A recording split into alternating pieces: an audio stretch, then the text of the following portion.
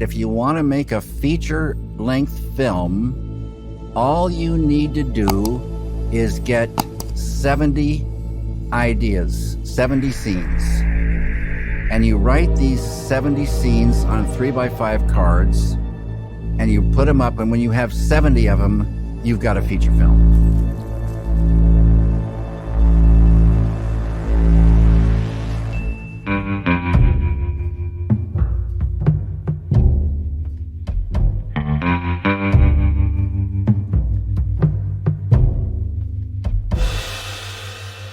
I never considered myself a writer, and I don't know how to spell. I don't know how to type. To me, writing is like a way just to remember ideas. Schools have developed a formula. This word formula in the Department of Writing is like death penalty crime. The thing I think should sort of come naturally and feel good. And that's just all of these ideas talking to you. I think revising the writing is part of the process. You don't want to be worried about how it comes out when it's starting to flow. But then as you go back later, when more and more has come in, you see that, that one is, talking too much and it's getting weak, and let's take those things out, and this is much better like that. This is the thing about a formula where they say that in the first, it's a 3-act formula, I think, or something like that. And I don't know what the latest formula is, but, something happens, and then it gets, into the nitty gritty, and then there's a resolution. All stories need a beginning. Where the middle is depends on where the end is, I guess. But in a continuing story, there could be theoretically no end.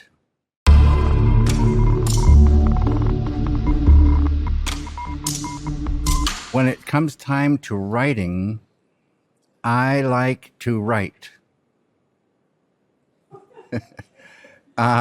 What I mean is like, the last time I was really writing was with Mark Frost on Twin Peaks. But at night, we would write over Skype, Mark being in Ojai, California, and me being in Los Angeles. And we worked during the day. At night, because I smoke cigarettes, my wife, Emily, would put me outside, and I would face east, and I would have yellow pads and a ballpoint pen, black, and cigarettes and red wine, Bordeaux. And I'd sit in this lawn chair and work like that.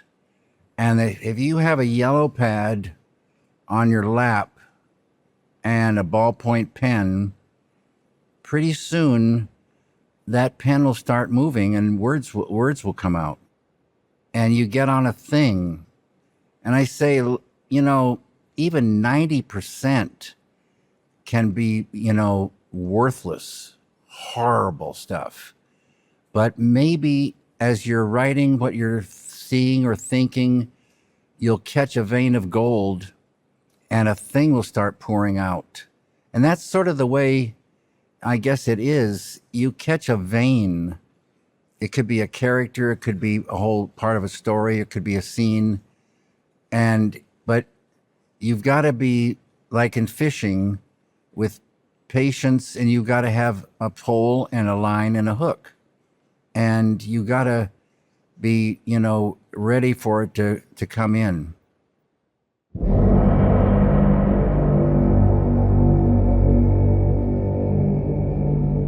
Character comes from an idea, something that we see can trigger a character. Something can happen in a daydream where a character will just walk in. When they do come along, it's as if you always knew them. They appear as if out of nowhere. And again, it's like an idea. It is an idea.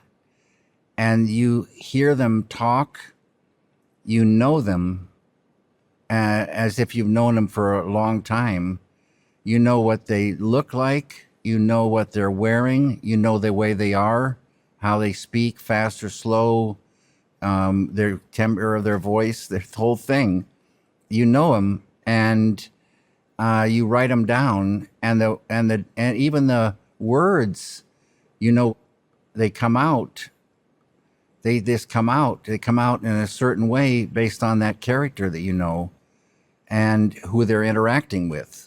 A character is an idea, just like a location is an idea, a mood is an idea, sound is an idea, music is an idea, the way it needs to be based on the ideas that come.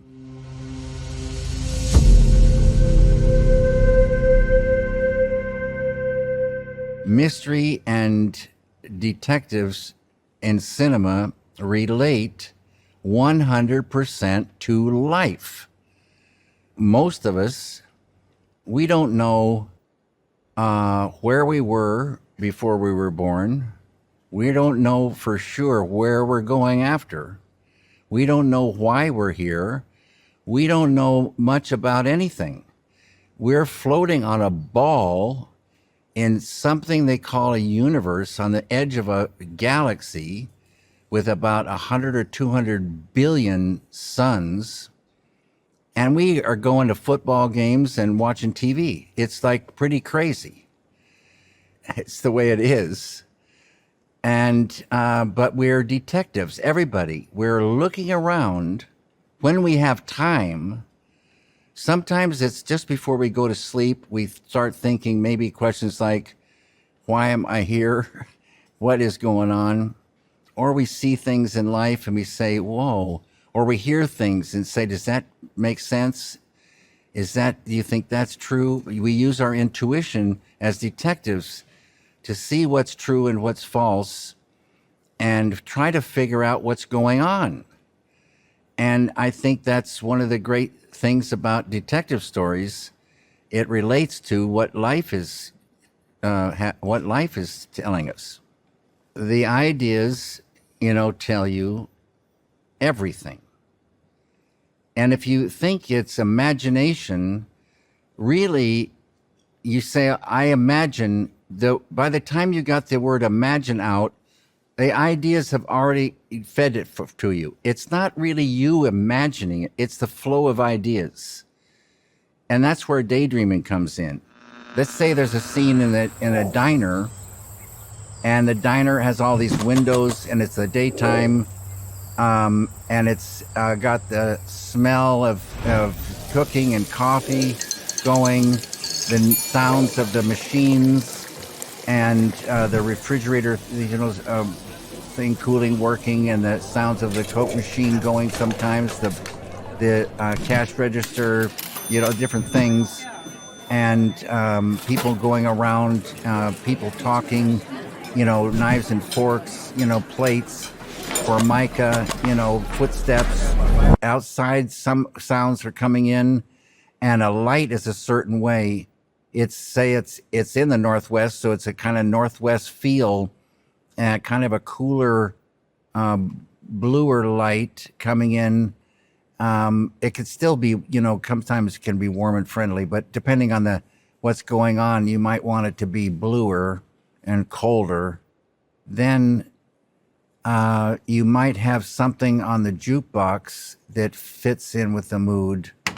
And yeah, it comes with the idea. All these different things in the right mixture can get the mood to be true to the idea.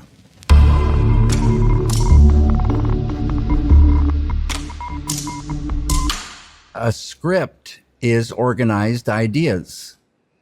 So the, say, future director picks up the script, opens the script, and starts reading. And when they're reading the script, they're picturing things and hearing things. What you're picturing and what you're hearing and what you're feeling when you read that script, it's just like catching ideas from the ether. And you remember what you saw, what you heard, and the feelings. And those are your ideas now to follow. And everything along the way of making the film, you try to remember those feelings that came through from the words and what you saw and felt and the mood and the way people talked and the way they were or what they were wearing and the things in the room. All these things now are your guide to making the film, and stay true to every part of that thing that came in your mind because you fell in love with it. That's the thing you want to do. You got the idea, you're in love with the idea, all your ideas are together, say in a script. Now you go and you start putting all the elements together to make that idea a reality in the material world. Film is made up of many, many, many elements. So you have to be true to every single little tiny element in order to have a chance that the whole will hold together. And even so, if you're really true to every element and not walk away until they feel correct based on the idea, you can get a magical thing that they say the whole is greater than the sum of the parts. A magic thing can happen when these elements swim together, and boom, it's the magic of cinema. Anyone who reads a script, this same thing is happening.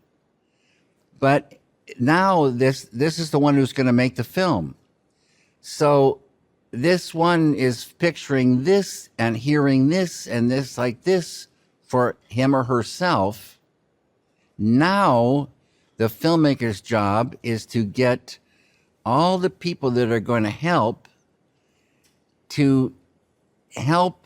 get this thing out of the head onto the screen. And that's going to involve talking to different departments and getting them to get the right clothes, the right light, the right this, the right that.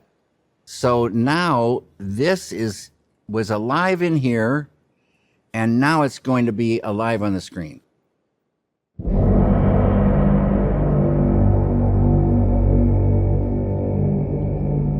If it's new to you, it's new. They say there's nothing new under the sun. If it's new to you and you love the world, then you go. When is it okay to borrow? I guess it depends on borrowing or stealing. And so in Wild at Heart, Sailor and Lula, it just started creeping in that they just loved The Wizard of Oz and would make references to it because they loved it. And like so many other people, but it's kind of was strange that Sailor would like it. But it makes sense to me. It was a little bit stealing, I guess, but it made sense to the characters, and it, in my mind, it honors this great film, The Wizard of Oz, which is a film that's caused people to dream now for decades.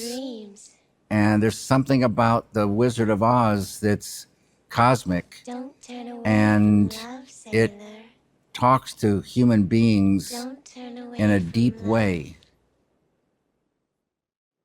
That's Sheryl Lee, who's also Laura Palmer. It's perfect that she floats down. I said, "Are you afraid of heights?" And she said no, because she didn't want to say the truth. She's desperately afraid of heights. We had her strung up really high. Fred Elms did a great job lighting that. He had this pool of water on plexiglass and was dancing lights, and it was really, really beautiful. And Sailor and the Good Witch did a beautiful job. Barry Gifford, the book ends not in a happy way, and nobody wanted it to end in an unhappy way. And that's when the Good Witch really came in and saved the day. Barry was really, really, really great to work with, because he didn't care. I always say Barry's books I love, but they're very minimal. The chapters are short, they're minimal, and it's a certain way he writes. His writing has just got these seeds that sprout and go off, in all different directions. And so he said, "David, you do whatever you want." And there'll be David Lynch's Wild at Heart and Barry Gifford's Wild at Heart. He was just really generous in that way. And but his book, I loved and inspired, what came out.